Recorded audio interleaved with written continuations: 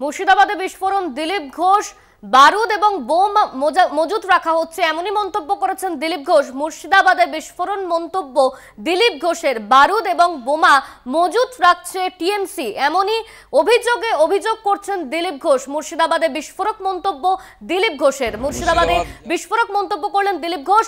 বোমা এবং বারুদ মজুত রাখা হচ্ছে মুর্শিদাবাদে এমনই মন্তব্য করেছেন দিলীপ ঘোষ।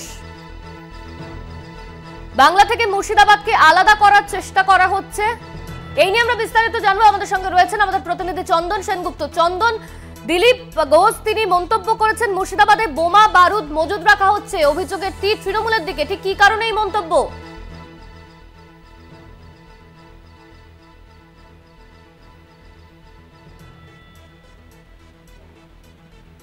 চন্দন, দিলীপ ঘোষ তিনি মন্তব্য করেছেন বোমা বারুদ মজুত রাখা হচ্ছে, অভিযোগের তীর তৃণমূলের দিকে, ঠিক কি কারণে এই মন্তব্য দিলীপ ঘোষের?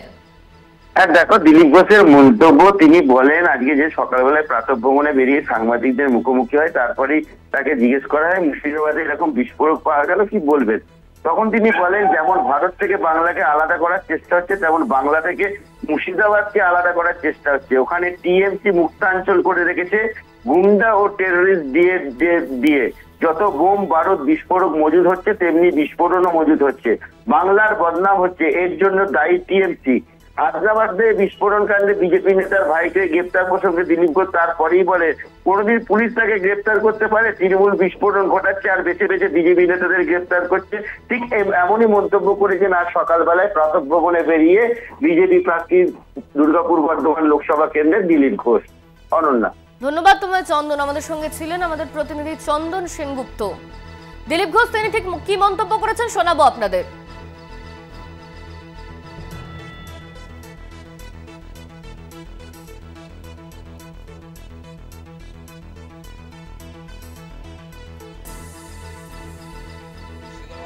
জেলা যেমন ভারত থেকে বাংলাকে আলাদা করার চেষ্টা করছে, পশ্চিমবঙ্গ থেকে মুর্শিদাবাদকে আলাদা করার চেষ্টা করছে। কোনো আইন কানুন নিয়ম নীতি কিচ্ছু নেই ওখানে। বম বন্দুক যত দেখুন ওখানেই, বোমা বিস্ফোরণ ওখানে, যত ক্রিমিনাল অ্যাক্টিভিটি টেররিস্ট ইত্যাদি ওখানে লুকোয়। তো টিএমসি ওটাকে মুক্তাঞ্চল করে রেখে দিয়েছে, যা ইচ্ছা করো, খালি ভোট দাও, জেতাও। এর ফলে কি আছে, পশ্চিমবাংলার সুরক্ষাও চিন্তার বিষয়, বাংলাদেশের সুরক্ষাও একটা চিন্তার জায়গায় আছে। আর পশ্চিমবাংলার যে বদনাম হচ্ছে এর দ্বারা, তার জন্য টিএমসি দায়ী, গুন্ডা থেকে ওখানে পুষে রেখেছে।